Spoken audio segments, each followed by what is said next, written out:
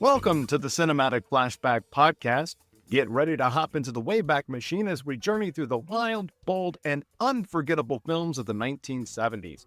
Each episode, we'll break down a classic movie or forgotten gem by exploring the who's who of each film, diving into the premise and the plot, and see how it performed then and now, and wrap things up with, did it groove through the decades or lose its steam? This episode, we are going to cross the bridge together and find a place that's safe and warm as we discuss 1972's Poseidon Adventure. And back on the microphone with me is my co-host Matt, recently returned from his luxurious vacation at a Delos resort, all in one piece. Matt, welcome back. I'm happy to be back. So, all facetious aside, I had to take a little break last weekend for some personal stuff, but I'm glad to be back and helping out again. I'm glad to have you here. You were missed going to Westworld. I was looking forward to discussing that one with you, but Jeff hopped in and did a fantastic job. I did miss talking about Westworld because it's one of my seminal movies that I saw as a kid with Yul Brynner, and it was amazing. It was the craziest thing I had seen. I was pretty young when I saw it, and I'm sorry I missed that, but I think you guys did a great job on it, and I'm excited to talk about this movie because this is another movie I saw live as a kid. And it's funny to see it again as an adult. Things that you thought you remembered about how the movie went, and they didn't really go that way. But in your head for the last 40 years, I've been thinking that's how things went, and they didn't go that way. So it was kind of fun to see how your memory plays tricks on you about what you saw when you were a kid, and now when you see it again as an adult, you're like, why did I think that happened? Yeah. I remember seeing this film on HBO, and I was almost afraid that my memory of this film was somewhat flawed, but I'm happy to say I don't think it was at all. Let's talk about it. Before we set sail, let's hear a clip from the trailer. In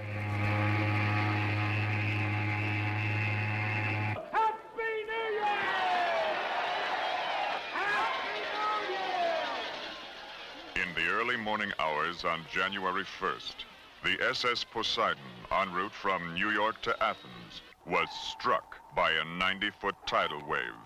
Oh, my God. And capsized.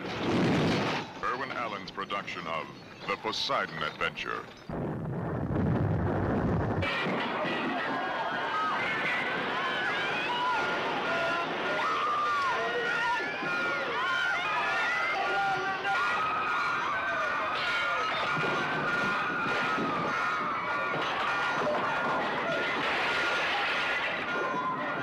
Of 1,400 people aboard, only 6 will survive. This is their story. That's the way out. That's our only chance. Don't listen to him! Gene Hackman, Ernest Borgnine, Red Buttons, Carol Lindley, Roddy McDowell, Stella Stevens, Shelley Winters, Jack Albertson, Pamela Sue Martin, Arthur O'Connell, Eric Shea, and Leslie Nielsen. Who will survive? The combined talents of 15 Academy Award winners bring you The Poseidon Adventure, a Ronald Neame film coming from 20th Century Fox. The Poseidon Adventure was released on December 12, 1972, directed by Ronald Neame, who also directed my favorite Christmas movie, 1970's Scrooge. Neame had told the actors that they were going to hate him before the production was over because of everything he was about to put them through. And I think that he put them through the ringer. I would agree. But the result, I think, was worth it. Nearly all of the stunts were performed by the actors. And even at one point, they almost started getting carried away because they wanted to outdo each other. All the actors, however, at one point complained to the production staff about how difficult the shoot was physically. Yeah, I can see that. I think it shows. Irwin Allen produced the film and distributed by 20th Century Fox. It was made on a budget of about $5 million. It went on to gross over $84 million worldwide. So the Poseidon Adventure was one of the biggest box office hits of 1972, and it helped launch the 1970s disaster movie craze. The film was nominated for 8 Academy Awards. It won for the Best Original Song the morning after. In the film, the song was not sung by actress Carol Lynley, but by Renee Armand, and the song was re-recorded after the awards by Maureen McGovern. It became a #1 hit in August of 1973. The film was also awarded a Special Achievement in Visual Effects, which everything up there on the screen, it looked great. And when Stella Stevens, who played Linda Rogo, read the script, she said, whoever they get to play the fat lady, she's going to be nominated for an Academy Award. Shelley Winters was indeed nominated for the Academy Award for Best Supporting Actress, but did not win it. She actually gained quite a bit of weight for the role, but... Now, I was reading that she had gained maybe 35 pounds. For the rest of her life, she's always was trying to get rid of it. Yeah, it's like the people that shave their eyebrows off and they never grow back. This film had a sequel in 1979 called Beyond the Poseidon Adventure. They actually went back to the original author, Paul Gallico, to write a book. And the book had a story of some of the survivors coming back to the ship to try to find other people that had survived. There was a 2005 TV movie starring Adam Baldwin, Rutger Hauer, and Steve Guttenberg. And then in 2006, Wolfgang Petersen made a big budget reimagining called Poseidon. So I will give you my vehement soapbox about sequels. Hop up on it, Matt.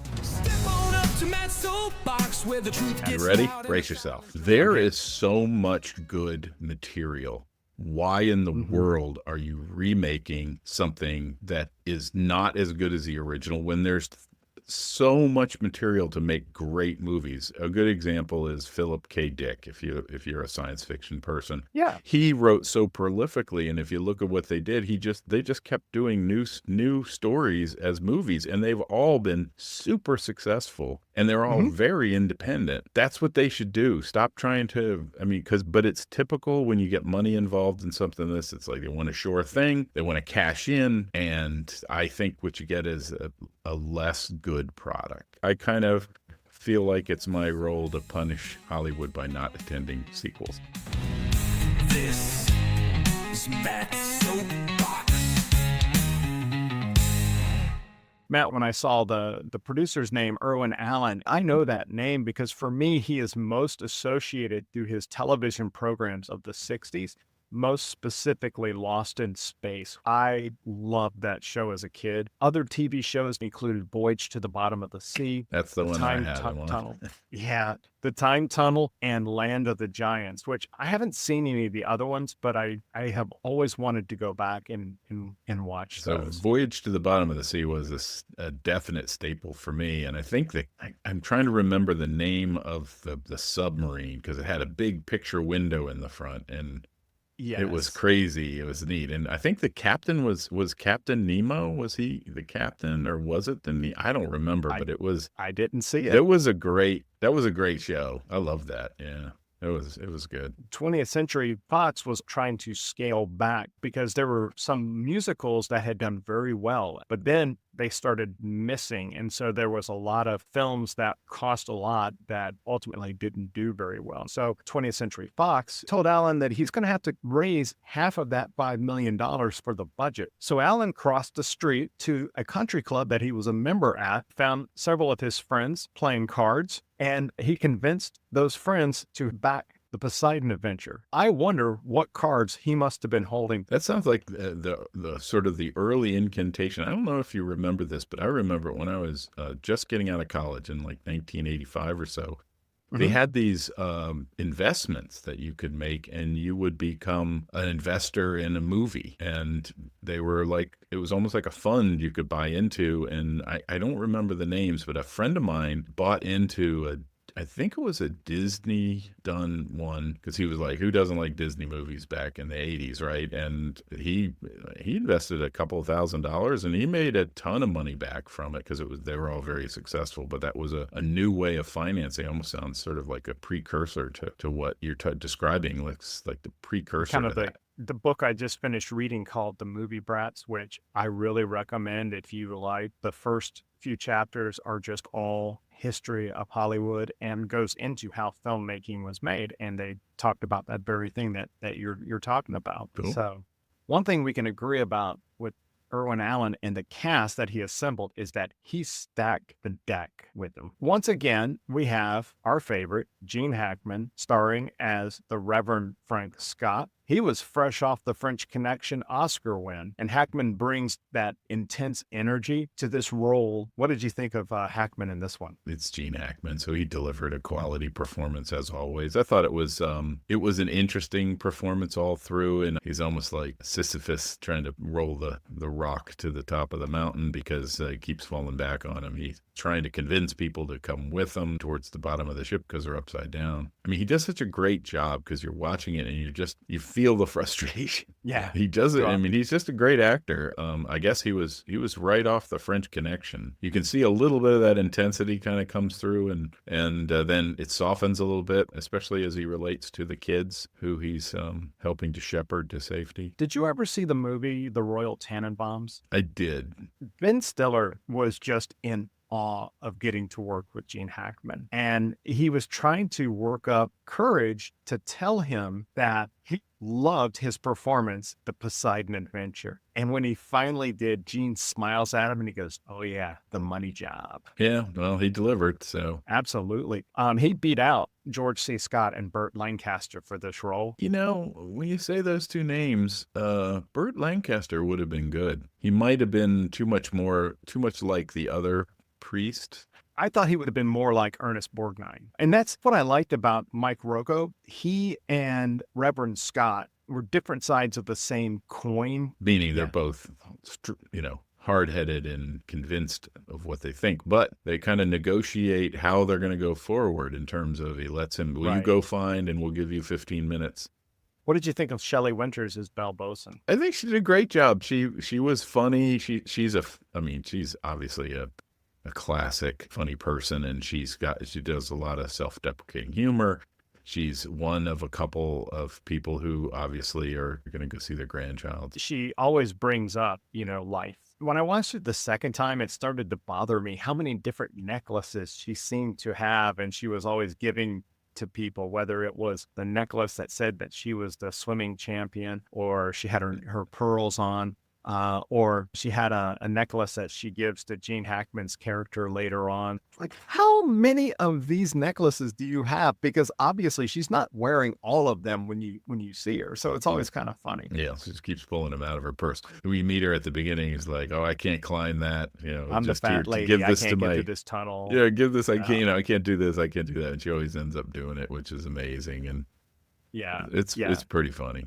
James Martin was played by Red Buttons, the lonely haberdasher. I thought his character had really good chemistry with Neame, who was the singer of the band that was playing. I thought they had great chemistry. Red Buttons, I mean, he was great in this movie because, you meet him at the dinner table and he's a goofy guy, and you see him early in the movie and he's race walking to stay in shape, and he's a lonely guy. He's a guy who works. I mean, he describes his day. He gets up at 6, gets to the shop at 7, works till 8, 7 or so, whatever at night, then goes home, has dinner, goes to bed, and repeats it, and it's like, I just don't have any time to meet anybody, and it was a well done character, interesting, fun to watch, and you're super happy to see that he's progressing with the group that's trying to get out. Did you know who also was up for this role, who had to turn it down because he wasn't available? Who? Gene Wilder. I could have seen Gene Wilder in this role, and I really liked Red Buttons in this. I like how the character turned out, but I would Gene love Wilder to would have see been too young.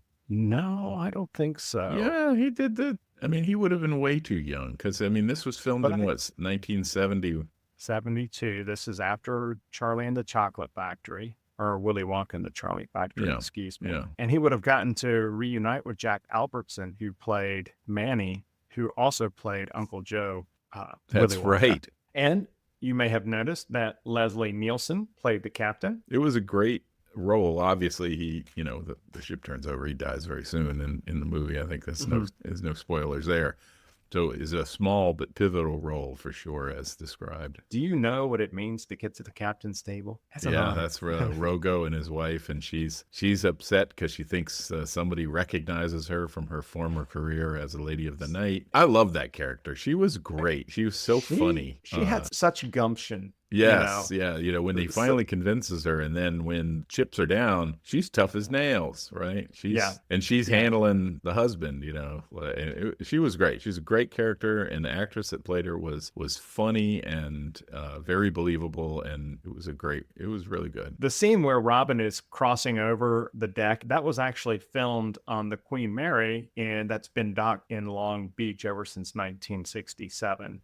And a lot of those pre-capsizing scenes were filmed on the Queen Mary, which I found to be very interesting. Like a floating soundstage, I guess. The model of the Poseidon was about 25 feet long. So this was not a miniature, it was a bigature. And it was based on the blueprints of the Queen Mary. So and the it was Queen Mary, totally to scale, right? The Queen Mary was highly influential in this story. In fact, the Queen Mary influenced Paul Gallico when he wrote the Poseidon Adventure. And there were two incidences, and one he was personally involved in, where he was on board the Queen Mary and a wave had caused the ship to list precariously, and that left an impression on him. Also, in World War II, the Queen Mary was used as a troop transport, and it was hit by a rogue wave. And because of all the extra passengers that were on board, it was top heavy, and it went 52 degrees over is how far it listed. And if it had gone 3 more degrees, it would have capsized. Let's just talk about a little bit of the realism. If you'll remember in the movie, the captain is fighting with a representative from the company because he doesn't have enough ballast. Mm-hmm. And the reason they talk about that is that ship, if properly balanced, would not capsize, right? Mm-hmm. You could go almost 90 degrees and it would pop back. But without the proper ballasting, which is they had taken the ballast out because this was its last cruise or something like that, and they were taking it to the breakers afterwards. And there was some fight about that ballasting. He was like, well, we're going to pull over and we're going to pump water in if we have to for ballast, which is actually kind of not what you want for ballast. You want ballast that stays still because water moves. But if you have big tanks, you can fill the ballast tanks with water. So that was sort of a big point of, to make it more realistic, that why it was also, I think, a nod to the cruise industry to make sure that these things don't just flip over. Some things have to happen, things that would never happen in real life, like unballasted and stuff like that. So, I mean, obviously when you do a disaster movie, you have to worry that now no one's going to go on a cruise, right? Well, I personally didn't go to the beach for a long time after Jaws, so... And then you take one of those airplane rides over the Outer Banks and you never go to the beach again. See so many sharks in the water. Don't say that. Okay. Well, don't go on that plane ride. Oh, man. The main ballroom was able to be tilted to a 45-degree angle. And I wanted to bring that back because the real Queen Mary had listed to 52 degrees. So they were able to take it and begin to angle it up by 45 degrees. And then they had the actors kind of doing their actor fall. Right. And some of the stunt people starting to do their slides. Exaggerate the amount of the angle. And so then finally, they had everybody get out and they redid the set, but they did everything upside down. Right. And that was cool. It's a great scene because it kind of goes over slowly and it kind of, it doesn't exactly match kind of the picture of the thing. Because I think it would have gone maybe over a little faster, but for dramatic purposes, it was great because it sort of goes over slowly. People are kind of, is it going to go back? They're holding on. Is it going to flip back? And it never flips back, and obviously a good number of people are killed immediately from that, because they're in this giant ballroom. The classic scene is the guy who lets go and he falls straight down and through the light that was at the bottom. Yeah, the lights, whatever was would have been the top of the ballroom. In the camera angle shoots him going down. It's classic. That scene of the stuntman falling down, that is what I always remember from this film as a kid. Amazing. This is very effective. was interesting. Day one, the part that I was supposed to play, the character was called Terry. Nobody else knew that on the entire set. And there was about, I'll say, 300, including all of the stars that were in the dining room. And everybody's talking. And I'm talking to Carol Lindley and Pamela Sue Martin. And then the day before, I get a call. And they said, Irwin Allen would like you to do the fall. I'm not a stuntman. You want me to do that fall? I don't know. Go down to Paul Stater's gym and practice. I went down to his gym and he said, climb that ladder and drop into this little mattress. You know what? Let's call somebody else who does this for a living a stuntman. Because I was hired as an actor, not a stuntman. And needless to say, he took his dog up to the top of the ladder and threw Fido into the bag. Okay, I can do that if the dog can do that. But that table is upside down, way up there. So he brings a bigger ladder. And this time he threw his wife off the thing. Well, if she can do that, I guess I can do that. And then for all that and all the effort, they said, oh, that was the biggest stunt in the movie. Great. And a lot of stars came on their day off to watch that idiot fall. I learned a lot that day. And I no longer was an actor anymore. Oh, yeah, you're the guy that did the stunt in the Poseidon Adventure. You're a stuntman. It's a great stunt. I definitely remembered it from way back when. And it really, there's a counterpoint to that stunt, which is they show that guy falling, and then they show the young girl who's stuck on an upside down table that's screwed to the floor. And, and that's not unreasonable. The tables on a boat might be screwed to the floor. That would make sense. Keep from moving. My aunt, who was a travel agent, used to tell me is you don't really have to worry about the cruise ship rocking and rolling until they come out and wet all the tablecloths. When they wet the tablecloths, that keeps the plates from sliding around. Oh, that's cool. Gene Hackman now has to convince people that to stay there is not the best choice. And he is butting heads with the ship's purser, who wants everyone to stay there, that rescue will be coming soon, and don't leave. If you're there, what's your course? What are you doing, Matt? I would have done exactly what they did, which is go to the bottom of the ship. You're upside down. That is what's in the air. If they're going to get to you, that's where they're going to go. If you sink, that's the last place the air is going to be. So for any reason, I would have gone to the bottom of the ship as high as I could get, as fast as I could get. Always climb up, because you're not going to be able to climb down. You have the people that are, no, we're going to stay until the water starts coming. Well, that's resolved pretty quick. But then the idea that after seeing that, and this may be the one knock I will give to the movie, and that is, so we have this argument, people are going to stay, people are going to go, a group goes, and they're at the top. So in order to go, they have to climb up to what would be the floor so they can take a corridor out, right? So there's a whole scene about that. People are left behind. Some of them are injured and can't move. That's the way it is. But a lot of them are listening to this purser who's, frankly, an idiot. And what he should have been saying is, I believe we're going to be saved here, but anybody that wants to go should go. That's what he should have said. People see him as an authority, right? Yeah. And but he's clearly an idiot. But what happens, though, is right after that, and I think we can say this in the film, is that our heroes, they climb up, they get out, they're moving their way, and the water starts to come in to the ceiling of the salon they were in, and all those people can't get out. And so after that, I just find it hard to believe that at any juncture when the Reverend says we're going this way, anybody would argue with him. Right. Because we just saw what he said was going to happened, and we don't want to die. So we're going with him. But later they set up the same sort of conflict where there's a whole line of people marching to the bow of the ship down a hill. So to me, all of them should have been arguing with them, saying, no, we just watched a bunch of people drown. You should come with us.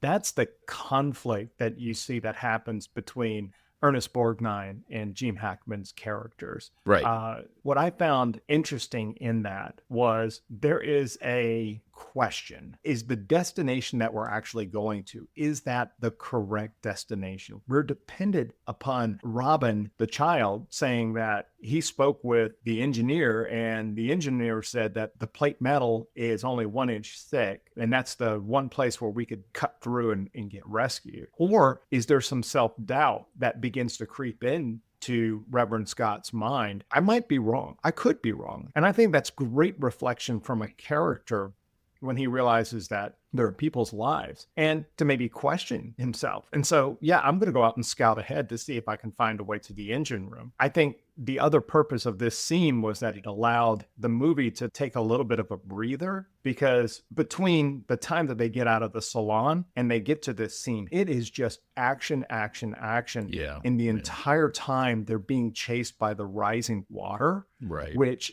acts like, I don't know, the second time I watched it, I kept thinking of that movie, The Blob. It's like, oh, it's coming slowly, but it's coming. Like when you watch know? Titanic. I mean, good example. It's the water rising. I had a connection to Titanic. I'm glad you mentioned that. When the Titanic, and this is both in the movie and it was based on reports from survivors of the Titanic. There was a string quartet that was trying to calm the passengers, and they were playing. And the very final song was the hymn, Nearer My God to Thee. Right. And in this film, Rogo says, well, maybe we should pull out our hymnals and sing Nearer My God to Thee. Good callback. So I will tell you that I knew what song was being played. That was in sort of common lore about the Titanic and what happened. And so that would be a common observation that somebody might make, especially when they're on a ship. So it's good writing. Oh, I see what you're saying. Yeah. Like if something's going wrong, you might just throw that out. Yeah. Cause you're on a ship and the last thing that was being played by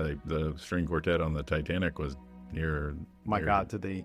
The one other thing that this little pause in the corridor allowed us to do was for Rogo to find that rope, which was going to come in handy. Right. And later. Also the little comic relief of the kid going into the bathroom with everything upside down. Okay. Did you stop and think, like, wait a minute, he's in water and all the toilets are upside down? I think they were running through a lot grosser stuff before that. And I don't think I would have really worried about it too much. So the sister told him, like, because they're all worried they can't find him, and the sister yells at him, says, "What a horrible way to die!" Because I think in the book, I think maybe Robin died while exploring that particular area. Yeah, it seemed like odd that they would sort of lose him, and everybody had to search for him, and then they found him. It was almost as though they were following the book, and then they went, "Yeah, we can't kill that kid off. We're gonna keep him in the movie." No, the kid was great. He was great. He was really good. He was an amazing actor. He was good, and it was funny how he delivered his information about the boat. It was 100% believable because he didn't just say it. He said, I talked to the second engineer, who's my friend, and he showed me this is the thinnest place in the hull. And it also makes sense. The front of the boat is the thickest because that's what you're going to run into something with, right? Right. The back is going to be the thinnest because that's where the engines are, and there's a huge amount of weight back there. So you thin the hull back there to balance out some of the weight. And I mean, an inch thick is still pretty thick, but you can cut an inch of steel with a cutting torch. The you can't torch cut there. 2 or 3 inches with a cutting torch in one pass. The one thing I will say, the one thing that I thought was, we know at some point that the back end gets cut open, but when they open that back end, there should have been just a hurricane of wind coming through. Yeah, and the water rising. At least that's what I thought. Oh, I see what you're saying, because now you've broken the seal. Yeah, right? he was like, the bubble is popped.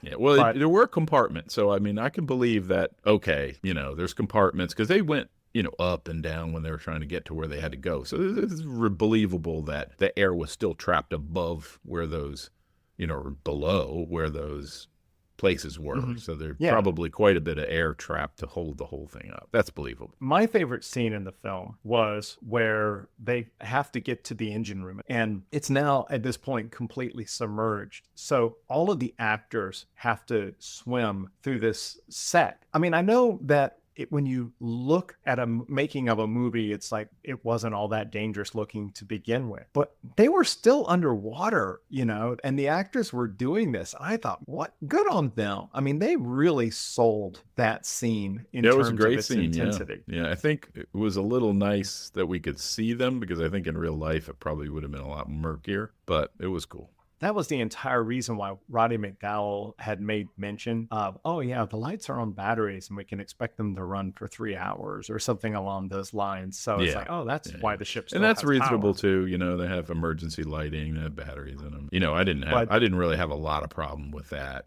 you can see one of the emergency divers in the scene where Hackman is swimming up and he's just about to broach out of the water. You can see a couple of legs walking by. Oh, yeah. But It's funny. it's so brief. But there's corpses down there, and so everyone has to swim. They have to swim down. They got to go by the corpse. They got to go up the stairs. They got to turn around. They got to go up. And they show everyone going through except for the kids. And then, of course, there's Nani's character who, she's nearly Can't catatonic swim at all. the entire. Yeah. I have my opinions about those types of things. It's like you shouldn't be so discombobulated that you basically put everybody else in danger. So leave them behind. Yeah. I know that's hardcore. But The final challenge that they have to face is they're unable to open the doors to the propeller room because there's some steam that's blowing out. Reverend Scott has to hop and he has to turn the valve to turn off the steam. What I found very interesting is that Gene Hackman wanted to do the full stunt where he lets go of it and he goes all the way down into the water, which had flames from the oil on it. But they decided to not let him do the full stunt because they still had scenes for him to shoot with him. in case he grievously injured himself. I will say one of the things about that scene that you're talking about is he has a soliloquy railing against God in that scene, and it's really reminiscent of Lieutenant Dan in Forrest Gump. Yes. Where he has it out with God during the storm about how much more are you going to do to me? How much more, what's going to happen? Yeah. And he has a very similar kind of like, okay, you're not helping, but stop hurting. Yeah. Stop hindering us. At least get out of the way. That's a great scene because we know this is just one room away from salvation is what it ends up being. Right. But I have to tell you, one of the things that did bother me about this in the movie is, so they cut open the hull from the outside. The Italians are there, I guess, with their helicopter. They load the people up and they fly away. It's like, didn't you not want to stick your head down and just check? Is anybody else behind you? They just got in the planes and they just left. I'm hoping that another helicopter was coming in with some rescue divers. Well, apparently that's part of the story of Beyond the Poseidon Adventure. So, might want to kick that one into the VCR. And, maybe that's why they were setting up the sequel, that this is the helicopter that comes back. Because there's just people there's obviously lots of air trapped. There could be more people. Yeah. Oh, well, at this point now you can bring rescue divers, right? And they can put on breathing gear, at least see. I just thought that was funny at the end of the movie because you're like, all right. It would have been great if they just showed that helicopter coming and then more helicopters heading to it. So the original ending was going to have a bunch of boats around it. Right? Oh, okay. So that you would get that implication. Then however, I think they were at $499,999.99, and they just could afford one helicopter for one day. They had one helicopter one day. That's it. Well, they made good use of it, and it worked out really well. So, well, Matt, before you and I hop in that rescue helicopter, it's time to ask the big question.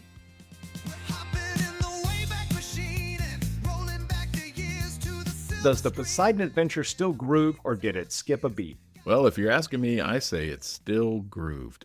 When I watched it, it was so long ago that I saw it, I could not remember everybody that survived. And in fact, my memory was of far fewer survived than actually made it. So it was really great to watch it. And it's a good movie. It's very entertaining. There's some edge of your seat stuff. There's a little bit of humor. It's got some good, characters. It's just a good movie. And it's kind of, I think we talked about this before, there's a lot of practical effects that are very effective, right? A lot of real life things upside down, it's just freaky when you're filming and you're trying to, and it's cool while you're watching, you're trying to figure out, okay, so they're going up, but that's really down. So you look at like they're walking up the ladder ways, which on the other side have steps and are the smooth ceilings on the way up. Yes, so they have to use a rope to pull people up the smooth ceiling, which was a great detail. It's very cool. You and I, we're definitely on the same page about this one. And I remember, like I said, watching this so many times on HBO when I was a kid. And looking at it today, things that really stood out to me was this film must have looked gorgeous on the big screen because it was so well shot.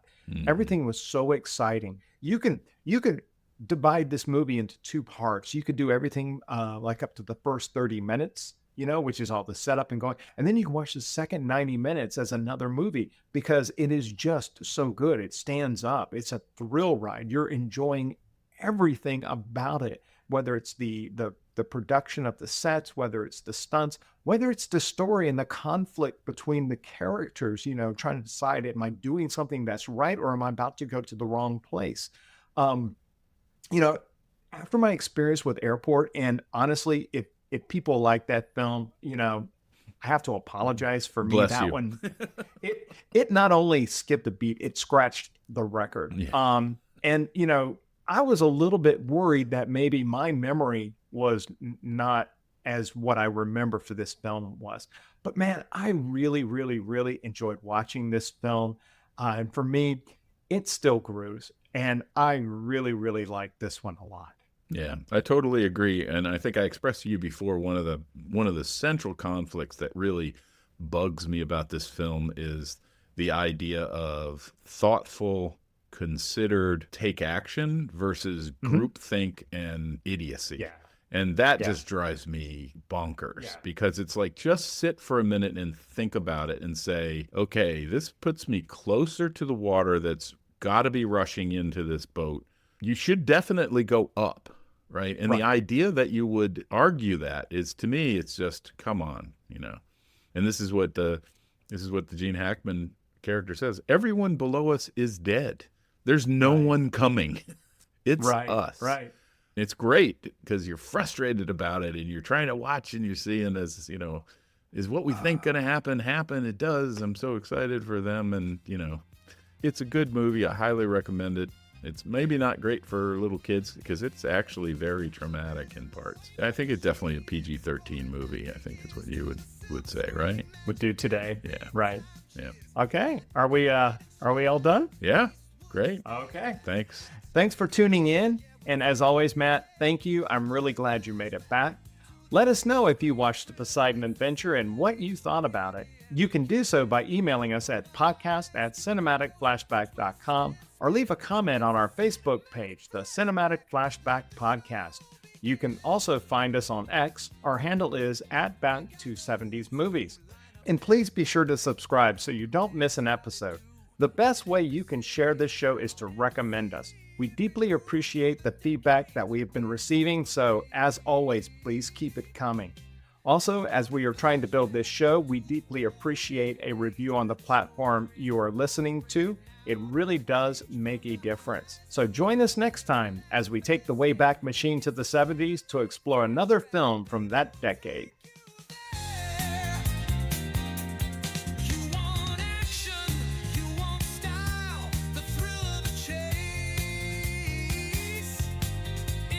How much more, what's going to happen. And he has a very similar kind of like, okay, you're not helping, but stop hurting. Yeah. Stop hindering us. At least get out of the way. It was a very moving kind of like, I strike at thee from. Are you really going to go back to Star Trek? Yeah, obviously.